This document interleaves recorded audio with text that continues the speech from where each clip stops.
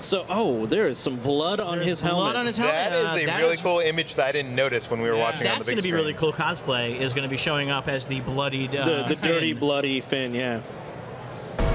And he's freaked out. I like that, too. I like that he's really freaked out. This is a guy who is in way over his head, and it really shows. I find that really compelling. To me, I like when our heroes are having a hard time. Yeah. I mean, I know the movie stuff more than I know the books. I don't know if the continuation after the Clone Wars answers the question, but it's very clear that all the stormtroopers now are not clones. Yeah, that are and that was something that's established in Rebels. Rebels established that quite a bit. They've got stuff going on in Rebels where they're but they still haven't joining answered academies. Why that is. Right? Filoni did actually at San Diego. Well, he said it to people. I only watch the stuff. But the idea was that the Empire took all of that.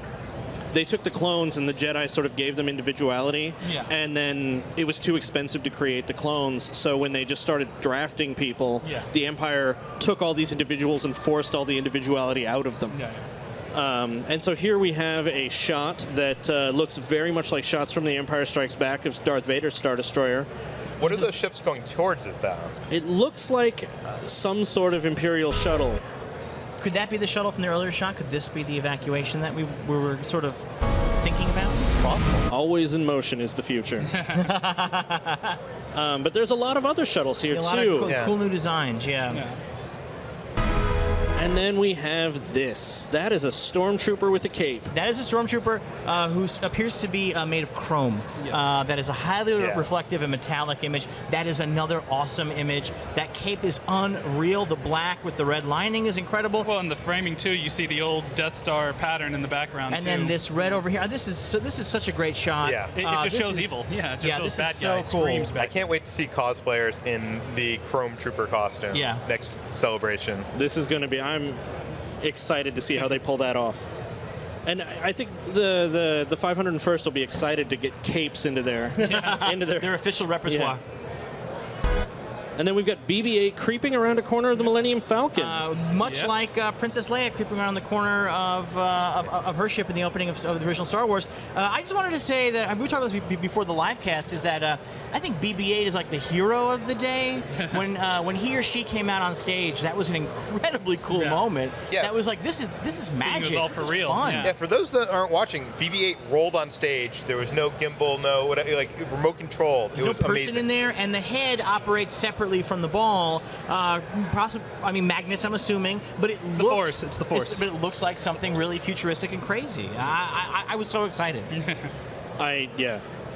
So, and it also seemed like her and BB-8 and R2 had a little bit of a rivalry on stage. So, do you think that's maybe what BB-8's peeking around, got R2's a little jealous? It's interesting. They both, BB-8 on stage, you could really get a sense of the personality of the droid. I mean, there was a lot going on, and R2 is another droid with a lot of personality. So I can sort of see the two of them kind of butting little domes a little bit, you know? I mean, it does seem there's a parallel between this and A New Hope, and BB-8 seems to have something that he's delivering, kind of like R2. So it seems like there's some kind of parallel. An important player in what's happening, Okay, then we have another shot of Rey extending a hand to Boyega. I love this shot, too. What a cool shot.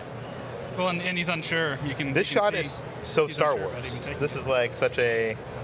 I wonder if the market here we see destroyed is the market we saw in the Force for Change videos. I'm assuming that's probably what it is, I bet so. I just there's a lot going on here that I like. I like the fact that in this scenario, our strong hero, the hero who's helping somebody up and taking a stand, she's the female hero. I love that about this. I'm really excited about Rey as potentially a really strong female character in Star Wars, which definitely, as Kathleen Kennedy said today, needs more and is getting more.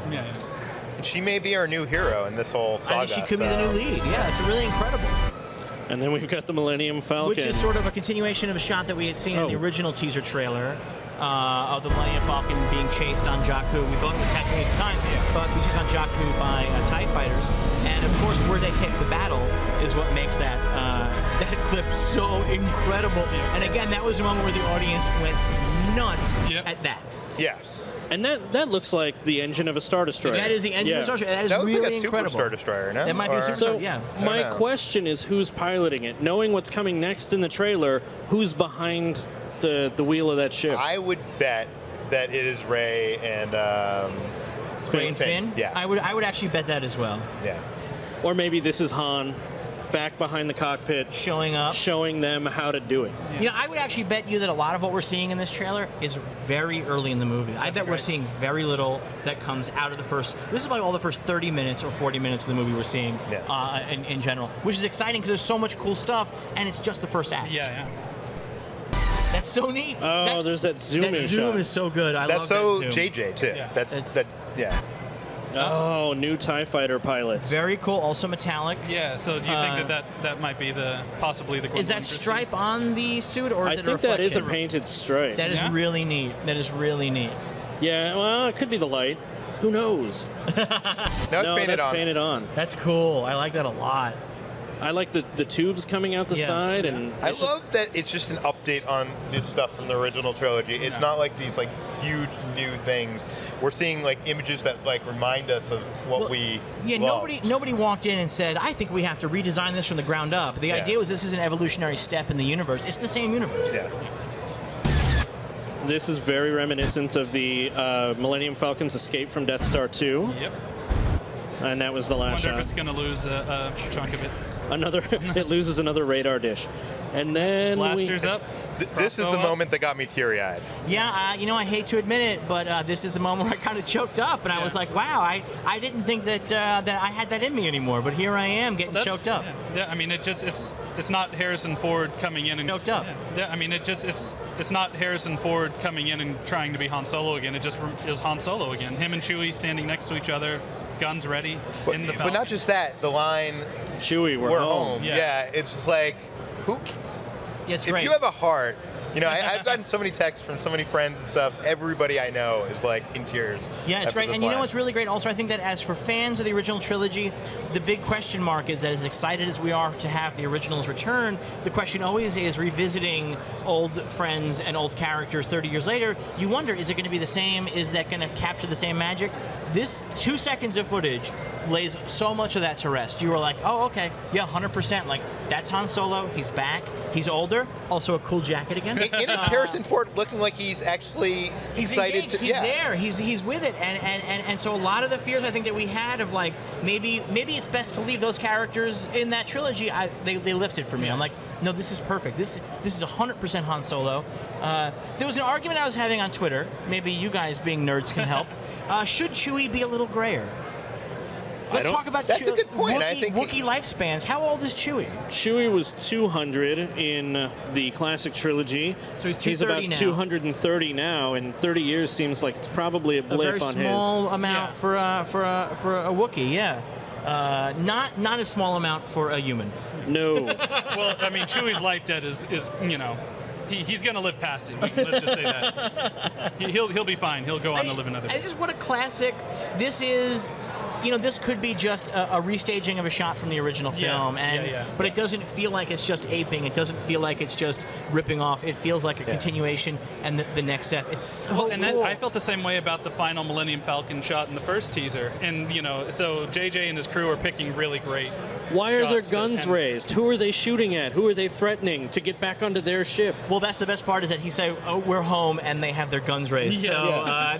that makes a lot of sense for Han Solo. Being home is not just a place, but also maybe it's sort of like being in a little bit of trouble. Yeah. I do want to point out the obvious, the background, the worn and lived-in Millennium Falcon. It hasn't been cleaned, it hasn't been upgraded, and this is a lived-in world, which I feel like was missing a bit from the prequels. When during the panel they showed a shot of J.J. Abrams and Kathleen Kennedy in the cockpit of what seemed like it could have been the Millennium Falcon. At least the window was right. It looked like it, but it yeah. was a completely different cockpit interior. All of the It was instruments polished, yeah. were different. Well, I mean, that would be kind of an amazing moment if we discover that somebody else has the Falcon and Han returns to it, and Han's first reaction is, "What did you do to her?" Yeah. Like, this is not. What did you do to my cockpit? Which is the same way Lando, yeah. It'd be a perfect moment. Yeah. Oh wow! Let's see Is where. that the end of the? Yeah. Oh, okay.